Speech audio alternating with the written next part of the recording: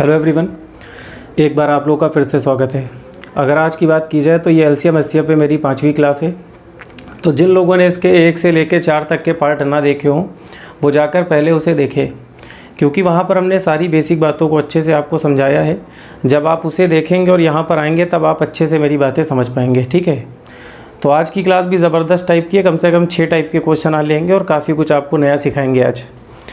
तो देखिए, आज की क्लास की अगर बात की जाए तो आज की क्लास में बड़ी संख्याओं पे बात करेंगे।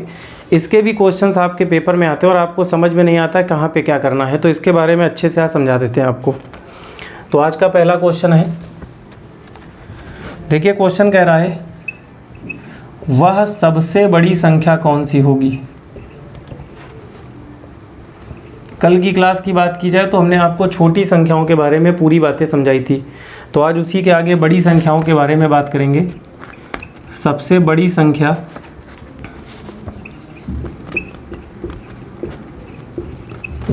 कौन सी है, ठीक, जिससे 528, 756 और 1008 भाज्य हों, डिविजिबल हों, ठीक। ऑप्शन आपको दिए गए हैं 11, 12, 14, 16, ये ऑप्शन दिए गए हैं। ये वाला क्वेश्चन डायरेक्ट ऑप्शन से हो सकता है, बिल्कुल ऑप्शन देखकर आंसर आ सकता है, लेकिन पहले इसका बेसिक बताते हैं, क्योंकि जब तक आप बेसिक नहीं जानेंगे तब तक आपको समझ में नहीं आएगा कि क्वेश्चंस में क्या कह रहा है, क्या हमें करना है। उसके बाद डायरेक्ट ऑप्शन से करना तो हर क्वेश्चन में हमने बताया ही आपको। यहाँ पे सबसे पहले क्वेश्चन ये पूछना चाह रहा है कि वह सबसे बड़ी संख्या कौन सी होगी जिसे जब हम 528 से भाग करें, जिसे हम 756 से भाग करें, जिसे हम 1008 से भाग करें। मतलब इन तीनों में से किसी भी नंबर से जब हम भाग करें उस संख्या को, कोई भी संख्या हो सकती है, हमने यहाँ पे x माना है, आप इसे छोड़ दीजिए, कोई भी नंबर यहाँ पे हो सकता है। मतलब वो संख्या कौन सी होगी जिसे हम तीनों से भाग करें तो ये तीनों से भाज्य हो, पूर्णतः भाज्य हो, डिविजिबल हो, ठीक है।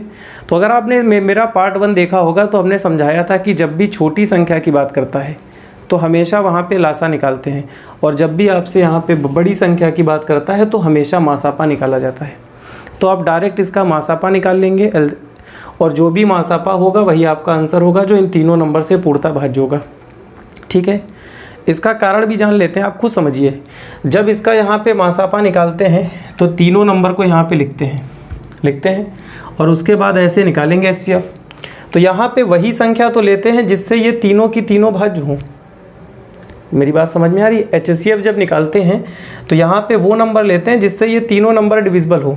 तो पहले 2 लेंगे, फिर 2 लेंगे, जब तक ये जाता जाएगा तब तक लेंगे। तो बड़े से बड़ा नंबर लेते चले जाते हैं, मतलब जब इनका इंटू करते हैं तो बड़े से बड़ी संख्या मिल जाती है। तो यहाँ पे हमें हमेशा याद रखिएगा कि एचसीएफ निकालना है, मासापा निकालना है, ठीक है। तो मासापा निकाल के आपको दिखा दे रहे हैं, लेकिन इसको हमें ऑप्शन से करना है। तो अगर मान लीजिए हमें इन तीनों का मासापा निकालना हो तो कैसे निकालेंगे।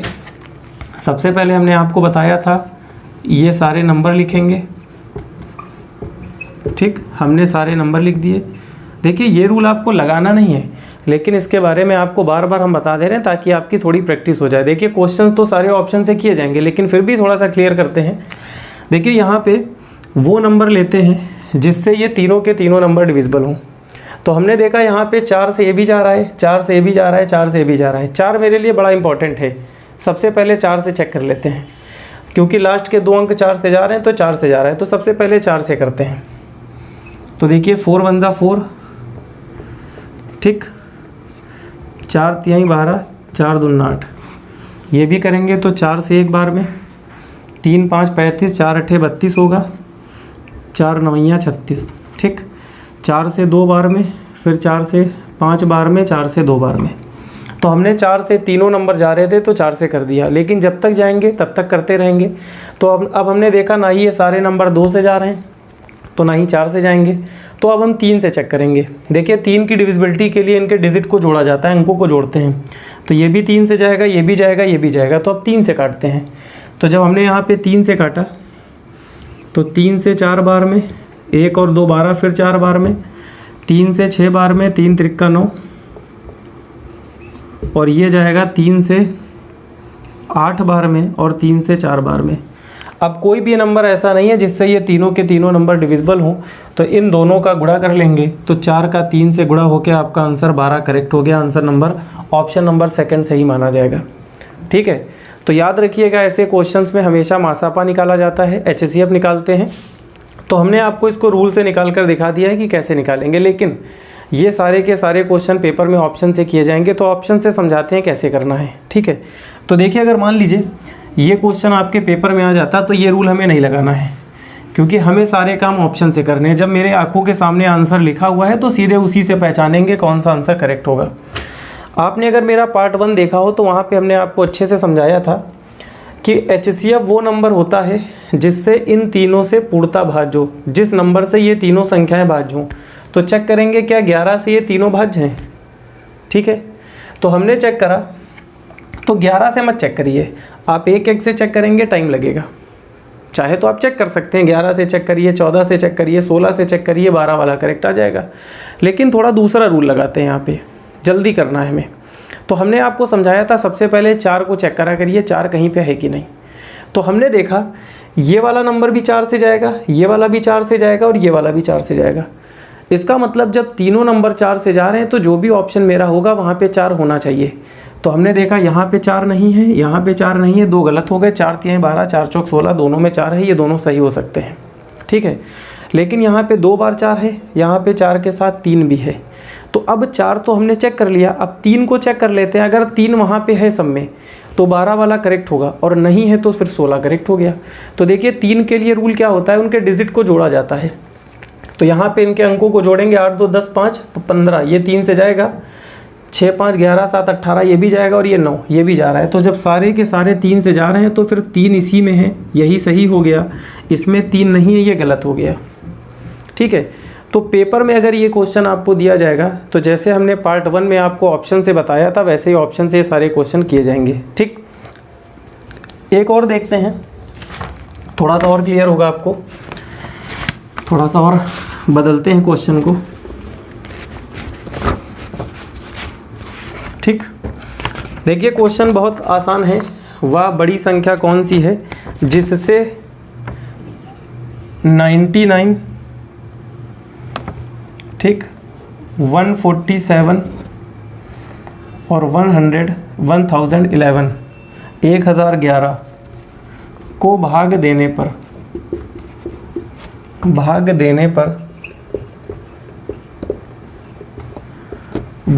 पर शेष 3 प्राप्त होता है, रिमाइंडर 3 मिलता है। ठीक, ऑप्शन देख लेते हैं क्या क्या दिए गए हैं। एक ऑप्शन है 44, 48 है, 54 है, और एक ऑप्शन आपको दिया गया है।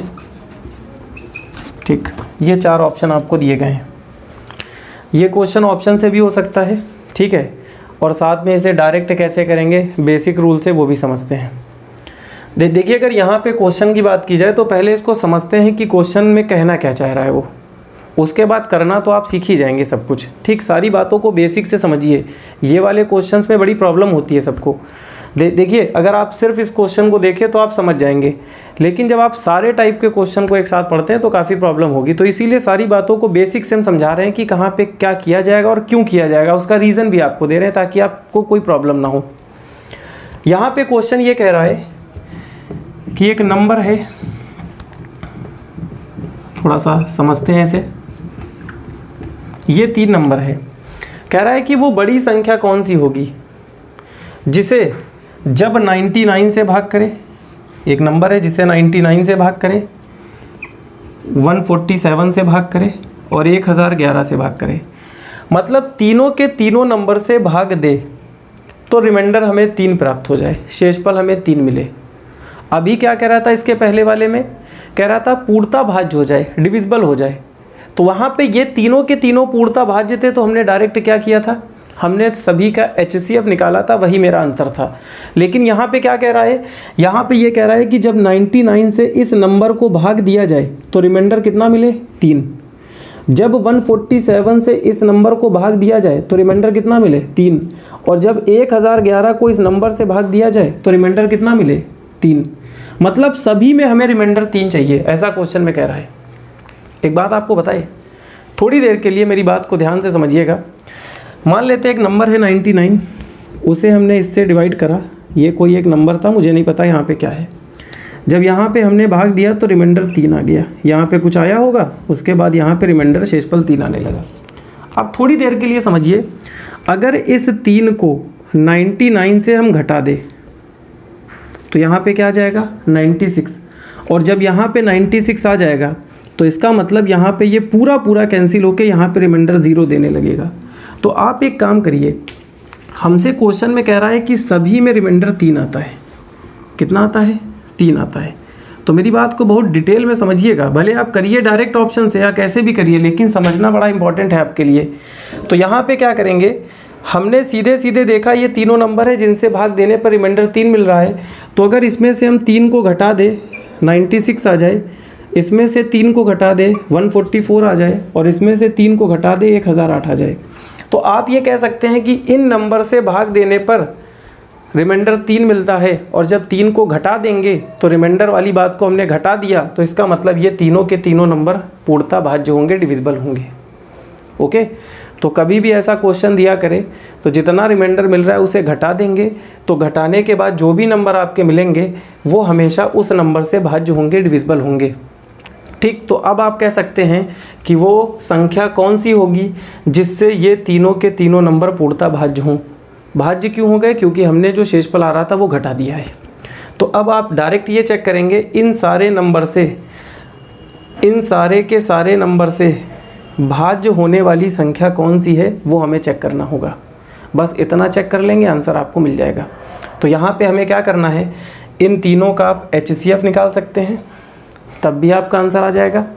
ठीक है, या तो आप डायरेक्ट ऑप्शन से कर ले, तब भी आ जाएगा। तो हमने आपको HCF निकालना इसके पहले वाले क्वेश्चन में बेसिक से बताया था, तो वैसे आप निकाल सकते हैं, मासापा निकाल लेंगे, आंसर आ जाएगा। लेकिन हम आपको इसे ऑप्शन से करके दिखाते हैं कि ऑप्शन से क्या होगा। सबसे पहले आते हैं, देखिए यहाँ पे आते हैं, इस पे 44 में हमें सबसे पहले 11 से 4 से चेक कर लेते हैं, क्योंकि 4 की आपकी हैबिट पड़ी हुई है। ठीक है, 4 से चेक कर लेते हैं। तो हमने देखा 4 से ये भी जा रहा है, 4 से ये भी जा रहा है, 4 से ये भी आ रहा है, 4 से 2 बार में 4 चौक 16, ये तीनों के तीनों 4 से जा रहे हैं। इसका मतलब मेरा आंसर वही सही होगा जहाँ पे 4 से जा रहा होगा। तो हमने देखा ये भी 4 से जा रहा है, ठीक है, ये भी 4 से जा रहा है, लेकिन ये 4 से नहीं जा रहा है, ये कट गया। ये भी 4 से जा रहा है, तो मेरे एक ऑप्शन कट गया, 3 ऑप्शन अभी भी सही हैं। 4 से चेक कर लिया हमने। अब किससे चेक करना है, अब किसी भी नंबर से आप चेक कर लीजिए। 4 के बाद हम 3 से चेक कर सकते हैं। तो हमने देखा 3 की बात अगर की जाए तो 8 1 9, ये 3 से जा रहा है, 4 4 8 1 9, ये भी 3 से जा रहा है, और ये 15, ये भी 3 से जा रहा है। तो इसका मतलब जो भी आंसर हमें चाहिए उसमें 3 चाहिए, क्योंकि जब ये 3 से डिविजिबल है तो वहाँ पे 3 आना चाहिए, 3 से जाना चाहिए। तो हमने देखा ये नंबर 3 से नहीं जा रहा है, कट गया। ये वाला नंबर भी 3 से जा रहा है, ठीक है, और ये वाला नंबर भी 3 से नहीं जा रहा है, ये भी कट गया। तो आप कह सकते हैं कि मेरा ऑप्शन नंबर 48 वाला करेक्ट हो गया। ठीक है, अब 3 से क्यों नहीं जा रहा है, क्योंकि इसको जोड़ने पर 8 आएगा, 8 3 से नहीं जाएगा, इसको जोड़ने पर 11 आएगा, 11 3 से नहीं जाएगा, इसको जोड़ने पे 12 आएगा, 12 3 से जाएगा, इसका मतलब ये नंबर 3 से जाएगा। अब मान लीजिए थोड़ी देर के लिए 3 से ना था, तो आगे फिर चेक करते, जो ऑप्शन यहाँ पे बचे होते, मान लीजिए थोड़ी देर के लिए 44 बच गया होता, थोड़ी देर के लिए मान लेते हैं 44 बच गया है और एक ऑप्शन 48 बचा है, तो फिर चेक करते हैं 44 में क्या है, 11 है। तो चेक करते हैं इसमें से 11 से जा रहे हैं कि नहीं जा रहे हैं। अगर ये जा रहे होंगे तभी तो 44 सही होगा, जा रहे होंगे तो उसे सही मानते, नहीं जाते तो उसे गलत मान लेते। तो ये वाला क्वेश्चन भी डायरेक्ट ऑप्शन से हो सकता है, लेकिन आप अगर इसे बेसिक से निकालना चाहे तो रिमाइंडर को घटा के आप सीधे सीधे मासापा निकाल लेंगे, वही आपका आंसर माना जाएगा।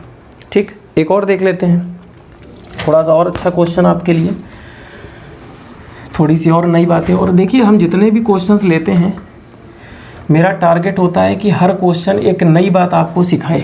ठीक है, मतलब हर क्वेश्चन से आपको एक नई बात हमें सिखानी है। अगर आपने मेरे 5 क्वेश्चन भी देख लिए, 7 क्वेश्चन भी देख लिए, तो आपके बुक में जितने भी क्वेश्चन होंगे 7 से 70 क्वेश्चन आपके आसानी से हो सकते हैं। ठीक है, तो एक दिन की क्लास भी अगर आप ठीक से लेंगे और उससे जाके आप क्वेश्चंस प्रैक्टिस करेंगे तो काफ़ी क्वेश्चंस आपके हो जाएंगे। ठीक है, तो आज मेरी 5वीं क्लास है, तो लगभग आपके एलसीएम एचसीएफ के काफ़ी हद तक क्वेश्चन होने लगे होंगे। जो नहीं होंगे वो कल 1-2 दिन की और क्लास बची है, उसके बाद सारी प्रॉब्लम सॉल्व हो जाएगी। एक क्वेश्चन है, वह बड़ी संख्या कौन सी है, सेम है यहाँ तक, जिससे 758 ठीक 1445 को भाग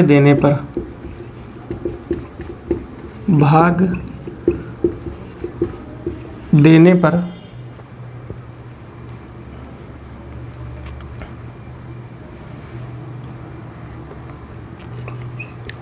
क्रमशः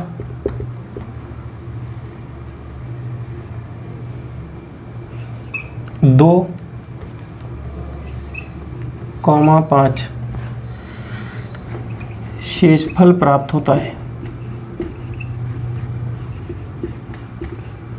बड़ा आसान सा क्वेश्चन है, बिल्कुल भी आप टेंशन ना लीजिए, सारी बातें बड़ी आसान होने वाली हैं। ऑप्शन आपका दिया गया है 34 है, 36 है, 40 है और 42 है। ये क्वेश्चन भी ऑप्शन से हो सकता है, लेकिन पहले डिटेल में पूरी बातों को समझेंगे, उसके बाद आसानी से कर पाएंगे। 758 है, 1445, 2 और 5 शेषफल। ठीक है, देखिए ये वाला क्वेश्चन पीछे से अलग है। ठीक, तीसरे टाइप का क्वेश्चन बड़ी संख्याओं पे। तो देखिए एक बात बताएं, सबसे पहले क्वेश्चन को डिटेल में समझेंगे क्या कहना चाह रहा है। वो कहना ये चाह रहा है कि वह बड़ी संख्या कौन सी है जिसे हम 758 से भाग दें। वो नंबर कौन सा है जिसे हम 758 से भाग दें और उसी नंबर को 1445 से भाग दे। तो इस बार जब 758 से भाग दे, क्रमशः का मतलब है 758 से 2 मिलेगा और 1445 से 5 मिलेगा। तो जब 758 से इस नंबर को भाग देंगे तो रिमाइंडर 2 चाहिए, और जब 1445 को इसी नंबर से भाग देंगे तो रिमाइंडर 5 चाहिए, ऐसा उसने कहा है। इसके पहले वाले में क्या था, इसके पहले में रिमाइंडर सेम था। ठीक है, तो हमने सेम नंबर से घटा दिया था। इस बार रिमाइंडर अलग अलग दिया गया है, तो कोई दिक्कत नहीं, और अच्छा क्वेश्चन है।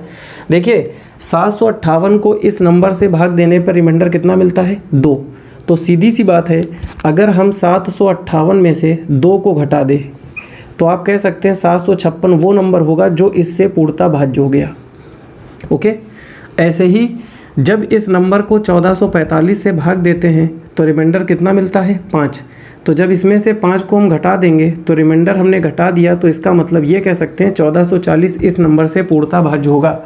तो अब आप ये कह सकते हैं कि वह बड़ी संख्या कौन सी होगी जिससे ये दोनों की दोनों संख्या पूर्णतः भाज्य होंगी, क्योंकि जो रिमाइंडर बच रहा था वो हमने घटा दिया है। ठीक है, अभी क्या था, पहले वाले क्वेश्चन में डायरेक्ट भाज्य बोला था तो हमने मासापा निकाला था। दूसरे क्वेश्चन में सारे का शेषफल सेम था तो सभी को सेम संख्या हमने माइनस की थी। अब इस बार क्या है कि शेषफल दोनों का अलग अलग है, तो इससे हमने 2 घटाया, इससे हमने 5 घटाया। मेरी बातें आप समझ पा रहे होंगे। इसका मतलब हमें वो नंबर चाहिए जिससे ये दोनों के दोनों संख्या पूर्णतः भाज्य हैं। तो यहाँ पे इन दोनों संख्याओं का मासापा निकालेंगे, और जब इन दोनों संख्या का मासापा निकालेंगे तो वही संख्या आंसर आ जाएगी। ठीक, लेकिन मासापा निकालना नहीं है, हमने आपको सारी बातें ऑप्शन से बताई है। फिर से एक बार हम कह रहे हैं, जो लोग आज पहले दिन हमसे जुड़े हैं वो जाकर इसका पार्ट 1 तो कम से कम देखें, क्योंकि पार्ट 1 में सारी बेसिक बातों को हमने बताया है। पार्ट 1 के बाद अगर आप यहाँ पे आएंगे तब भी आपको क्लियर होगा, क्योंकि पार्ट 1 में हमने सिर्फ इसी के बारे में बताया है कि ऑप्शन क्या होते हैं, कैसे काम करते हैं, कैसे इस पर सारी बातों को हमने डिटेल में समझाया है। तो देखिए एक बात बताएं, हमें वो संख्या चाहिए ऑप्शन से जिससे ये दोनों के दोनों डिविजिबल हैं। तो सबसे पहले क्या चेक कर लेते हैं, 4, क्योंकि 4 के लिए बड़ा आसान होता है। तो हमने देखा 4 से ये भी जा रहा है, 4 से ये भी जा रहा है, तो आंसर हमें वही चाहिए जो 4 से जा रहा हो। 42 4 से नहीं जा रहा है, 34 4 से नहीं जा रहा है, दोनों गलत हो गए। अब ये दोनों सही हैं, कोई भी एक सही होगा। तो देखिए एक बात बताए, चाहे तो इसके बाद आप 3 का इस्तेमाल कर सकते हैं कि 3 से चेक करिए जा रहा है कि नहीं। तो देखिए ये वाला 3 से 4 4 8 1 9, और ये 11 7 18, और ये भी 3 से जा रहा है, ये भी 3 से जा रहा है। ऑप्शन नंबर ये वाला 3 से जाएगा, ये नहीं जाएगा तो कट गया। लेकिन आपको एक बात बताए, यहाँ पे 0 है, तो इसका मतलब दोनों में ज़ीरो होगा तभी तो ज़ीरो आना चाहिए। तो आप ऐसे भी चेक कर सकते हैं, यहाँ पे ज़ीरो नहीं है तो ये गलत हो गया, और जब ये गलत हो गया तो फिर ये करेक्ट हो गया। तो देखिए बहुत सारे रास्ते हमने पार्ट 1 में बताए, आप इसका पार्ट 1 देखिए। आपके दिमाग में बहुत सारी बातें आ रही होंगी, सर मान लीजिए अगर अभी भी बचा होता ऑप्शन तो क्या करते? अरे बहुत सारी बातें हमने बताई हैं, चाहे यहाँ पे कोई भी ऑप्शन दे दिया जाए, वो सारे के सारे क्वेश्चन ऑप्शन से किए जा सकते हैं। ठीक, तो ये वाला क्वेश्चन भी डायरेक्ट ऑप्शन से हो सकता है। आप पूरी बात समझ गए होंगे। कुल मिला के आपको इसका HCF निकालना है। HCF निकालने के लिए चाहे तो बेसिक बातों का इस्तेमाल कर ले, या तो हमने जो पार्ट 1 में बेसिक रूल के अलावा जो ऑप्शन वाले रूल दिए थे आप ऐसे कर सकते हैं। तो ऑप्शन नंबर 36 करेक्ट हो गया। एक और देखते हैं, थोड़ा सा अच्छा क्वेश्चन है, यहाँ से आपको और नई बातें सीखने को मिलेंगी। ठीक है,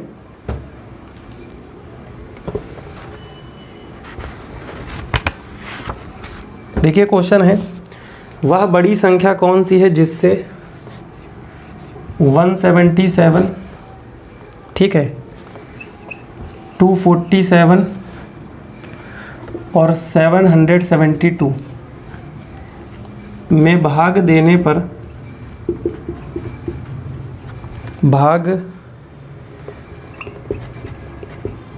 पर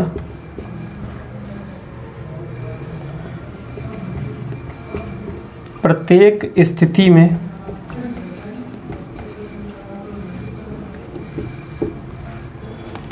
समान शेष प्राप्त होता है।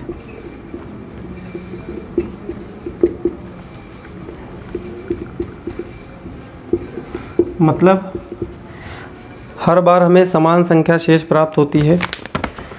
ऑप्शन आपको दिया गया है 30, यहाँ पे 35, 38 और ये 40। ठीक है, तो इस बात को भी थोड़ा सा डिटेल में समझते हैं। पहले देखिए, सबसे पहले ये क्वेश्चन एक बिल्कुल नया क्वेश्चन है। वैसे तो हर टाइप के क्वेश्चन ले रहे हैं, ये भी आपके लिए बिल्कुल नया है, तो इसे ध्यान से समझिएगा। कह रहा है कि वह बड़ी संख्या कौन सी है जिसे इन तीनों से भाग देने पर हर बार समान संख्या शेष प्राप्त हो, मतलब जो रिमाइंडर हमें मिले वो बराबर मिले, ऐसा कह रहा है। क्या मिलेगा पता नहीं, लेकिन जो मिलेगा वो बराबर मिलेगा। ठीक, तो देखिए जब भी आपको ऐसा कोई क्वेश्चन देता है तो हमेशा याद रखिएगा कि यहाँ पे एक रूल होता है कि इन नंबर्स को आपस में घटा के इनका डिफरेंस निकालते हैं। ठीक है, इनका अंतर निकालते हैं, और इनका अंतर निकालने के बाद जो भी 3 संख्या बची होंगी उनका मासापा निकालते हैं, और मासापा निकालने के बाद जो आंसर आएगा वही आंसर माना जाएगा। लेकिन इस बात को बताएंगे भी ऐसा क्यों किया जाएगा, सारी बातों को समझाएंगे, क्योंकि हमने आपकी सारी बातों के जवाब दिए हैं कि ऐसा होता क्यों है। तो आज ये भी बताएंगे कि आपने अक्सर देखा होगा ऐसा किया जाता है, लेकिन आपको इसका कारण भी देंगे कि ऐसा क्यों हुआ है। तो पहले देख लेते हैं आंसर क्या होगा। तो देखिए सबसे पहले इन दोनों को घटाएंगे आप। तो देखिए यहाँ पे आपको घटा के लिखे दे रहे हैं 247, 177, तो ये 0 होगा। ठीक है, ये 14 है और ये 7, तो यहाँ पे पहले का डिफरेंस आ गया 70, हमने यहाँ लिख दिया 70। अब आप एक काम करते हैं, एक बार इन दोनों को घटाते हैं, 772, 247। ठीक है, तो यहाँ पे देखिए 12 में से 7 गया 5, यहाँ पे 6 बचा, 4 गया 2, यहाँ पे 7 में से 2 गया 5, तो ये आ गया 525। ठीक, एक बार इन दोनों का डिफरेंस निकाला, एक बार इन दोनों का निकाला, अब एक बार इन दोनों का निकालते हैं। तो देखिए जब इन दोनों का निकालेंगे तो 772 से 177 घटाएंगे, तो ये इधर जाके 12 में से 7 गया 5। ठीक है, यहाँ पे 6 बचा है, इधर से आएगा तो 6 में से 16 में से 7 गया 9, यहाँ 6 बचा है, 1 गया 595। तो देखिए सभी का हमने जब डिफरेंस निकाल लिया तो आपका डिफरेंस आ गया ये पूरा, तो ये डिफरेंस हम यहाँ लिख देंगे 595। ठीक, तो पहले इसका ये जानते हैं कि रूल क्या है, उसके बाद क्यों बना है ये तो भी बताएंगे ही आपको हम। तो यहाँ पे हमने सभी संख्याओं का डिफरेंस निकाल लिया, डिफरेंस आपके सामने आ गया, अंतर कर लिया। अब जितना भी जब भी ऐसा कहेगा बराबर शेष कहेगा तब ऐसा करते हैं हमेशा। अब जो भी डिफरेंस इनका आया है, अब इनका यहाँ पे HCF निकाला जाएगा, मासापा निकाला जाएगा। बड़ी संख्या में हमेशा मासापा निकालना, ये बात याद रखिएगा। और जब छोटी संख्या की बात करता है तो लासापा निकालता है, ये बातें हमने कल बताई हैं। तो अब यहाँ से ऑप्शन से चेक करेंगे कौन सा आंसर सही है। तो सबसे पहले हम किसको चेक करते हैं, 4 को। 4 से हमने चेक करा तो कोई भी नंबर 4 से नहीं जा रहा है, तो जो 4 से जा रहे होंगे गलत, 40 गलत हो गया, ठीक है। लेकिन हमने देखा ये भी 5 से जाएगा, ये भी 5 से जाएगा, ये भी 5 से जाएगा, जो ऑप्शन होगा वहाँ पे 5 से जाना चाहिए। तो हमने देखा ये 5 से नहीं जा रहा, ये गलत हो गया, ठीक। अब 3 को चेक कर लेते हैं। देखिए ये वाले नंबर में 3 है, 3 × 10, इसमें 3 नहीं है, 5 × 7 है, 3 नहीं है। तो अगर ये तीनों 3 से जा रहे होंगे तो ये सही है, और अगर नहीं जा रहे होंगे तो फिर ये सही है। तो 70 में क्या 3 है? तो जब 70 में ही 3 नहीं है तो आगे चेक करने का कोई मतलब नहीं। तो ये 3 वाला भी गलत हो गया, ऑप्शन नंबर 35 करेक्ट हो गया। इन तीनों का मासापा 35 होगा, मतलब यही इसका सही आंसर माना जाएगा। तो पेपर में ये क्वेश्चन अगर आपको दिया जाए, देखिए पहला टाइप का क्या था, डायरेक्ट कहेगा इनसे भाज्य होने वाली संख्या तो मासापा निकालेंगे। दूसरे टाइप का क्वेश्चन शेषफल सेम दिया गया था, घटा के मासापा निकालेंगे। तीसरे टाइप का क्वेश्चन सभी में मासापा क्या कहते हैं शेषफल अलग अलग दिया था, सभी से घटा के तब आप उसका मासापा निकालेंगे। और चौथे टाइप का ये क्वेश्चन है जहाँ पे रिमाइंडर सेम होगा, तो संख्याओं को आपस में घटाएंगे और घटाने के बाद जो भी आएगा उनका मासापा निकालेंगे तो आपका आंसर निकल के आ जाएगा। लेकिन मासापा निकालना नहीं है, ये सारे के सारे काम ऑप्शन पे किए जाएंगे, ठीक। तो ये क्वेश्चन हमने बता तो दिया कि कैसे किया जाएगा, लेकिन क्यों किया जाएगा इस पे बात करते हैं, क्योंकि सारी बातें हम आपकी क्लियर कर रहे हैं। तो थोड़ा सा इसे जान लेते हैं कि ऐसा किया क्यों गया है। मेरी बात को ध्यान से समझिए। देखिए क्वेश्चन कह रहा है कि 177 है, 247 है और 772 है, ठीक। ये क्वेश्चन है आपका। क्वेश्चन में कह रहा है कि वह संख्या कौन सी होगी जिसे इन तीनों से भाग दिया जाए तो शेषफल समान मिले, रिमाइंडर बराबर मिले, ठीक है।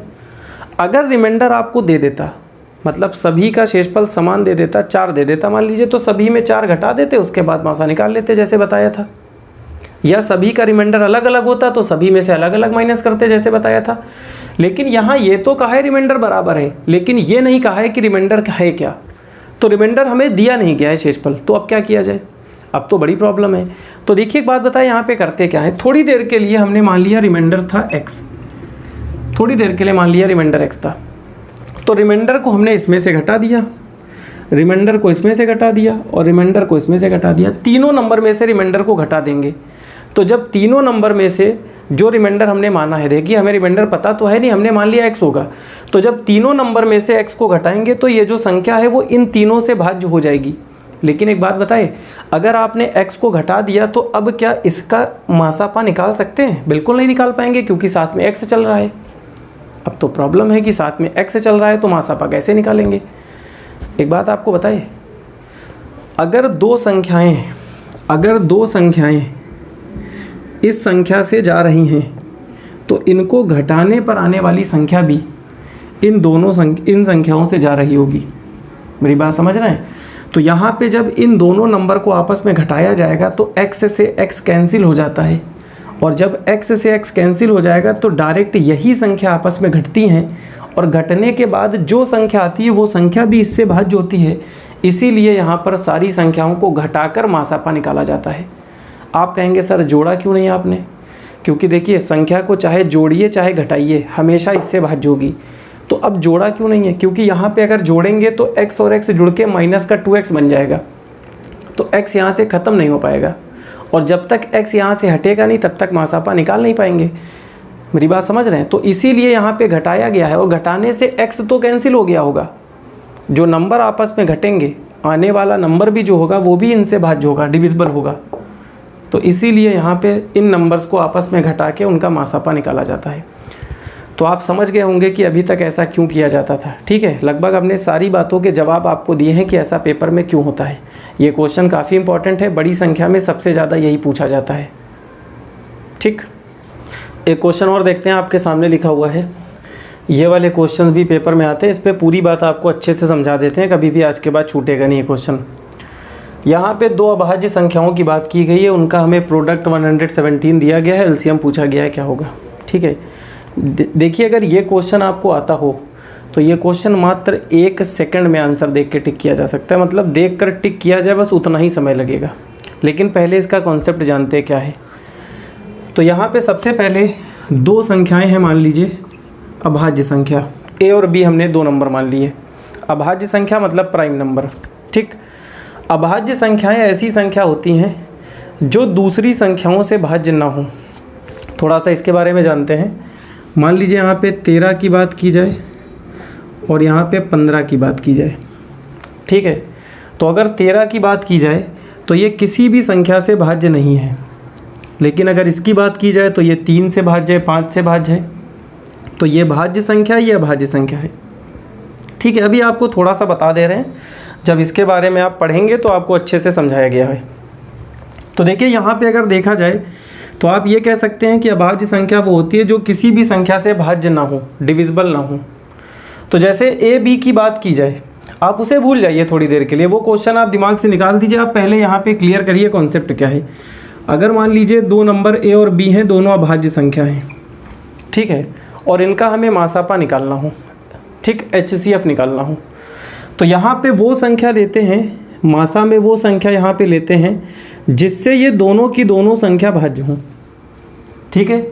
तो जब दोनों की दोनों अभाज्य संख्या हैं, कोई भी 2 अभाज्य संख्या आप ले लीजिए, 11 13 मान लीजिए, तो जब दोनों की दोनों अभाज्य संख्या हैं तो यहाँ पे क्या कोई भी संख्या ऐसी हो सकती है जिससे दोनों संख्याएं जा रही हों? नहीं होगी, क्योंकि दोनों अभाज्य संख्या है तो कोई भी नंबर नहीं होगा जिससे जा रहा हो। तो ऐसी स्थिति में याद रखिएगा, कहीं पर भी आपको क्वेश्चन दिया जाए अभाज्य संख्या का, तो अभाज्य संख्या का मासापा हमेशा 1 होता है। चाहे यहाँ पे सह अभाज्य संख्या बोले, चाहे अभाज्य संख्या बोले, हमेशा याद रखिएगा HCF 1 होगा। कारण आपको पता चल गया रीज़न क्या है इसका, ठीक। लेकिन अगर मान लीजिए LCM की बात की जाए कि इनका LCM क्या होगा, तो देखिए एक बात बताएं, जब LCM की बात की जाएगी तो ये नंबर कोई ऐसी संख्या तो नहीं है जिससे दोनों के दोनों भाज्य हों। तो ये एक बार क्या करेगा, A से एक बार में जाएगा, तो B को यहाँ पे ऐसे ही लिख देंगे, और उसके बाद जब ये A से जा चुका है तो एक बार B को लेंगे तो B से एक बार में जाएगा, तो यहाँ पे 1 1 बन जाएगा, तो इन दोनों का गुणा कर देंगे। तो जब इन दोनों का गुणा करेंगे तो A × B इसका लासापा बनेगा, LCM बनेगा। मेरी बात समझ में आ रही है? तो याद रखिएगा, कभी भी अभाज्य संख्याओं का मासापा निकाला जाए तो मासापा हमेशा 1 होता है, और अगर उनका लासापा निकाला जाए तो हमेशा उन संख्याओं का गुणनफल किया जाता है, प्रोडक्ट निकालते हैं, वही LCM होगा। तो ये वाले क्वेश्चन की अगर बात की जाए तो यहाँ पे डायरेक्ट आपसे कह रहा है कि 2 अभाज्य संख्याओं का प्रोडक्ट 117 है, तो उनका LCM क्या होगा? तो सीधी सी बात है 117 ही इसका करेक्ट आंसर होगा, क्योंकि यही इसका लसा होता है, ठीक है। तो ऐसे क्वेश्चंस भी पेपर में पूछे जाते हैं, ठीक। तो अगर पेपर में मासा पूछे, लासा पूछे, चाहे अभाज्य संख्या की बात हो, चाहे सह अभाज्य संख्या की बात हो, को प्राइम नंबर की बात हो, हमेशा वहाँ पे यही रूल लगाया जाएगा। तो कल फिर मिलते हैं एक ज़बरदस्त क्वेश्चंस के साथ, कॉन्सेप्ट के साथ। अगर आज की क्लास आपको अच्छी लगी हो तो वीडियो को लाइक कीजिए और शेयर ज़रूर कीजिए, ठीक है। शेयर आपको करना है डेली का डेली अपने दोस्तों को भेजना है और उनसे कहना है कि आप इसे पढ़ के देखिए, अगर आपको अच्छा लगता है तो आप पढ़िए, उनसे आपको कहना है, ठीक है। तो कल मिलते हैं, वीडियो को शेयर कीजिए, लाइक कीजिए। Thank you.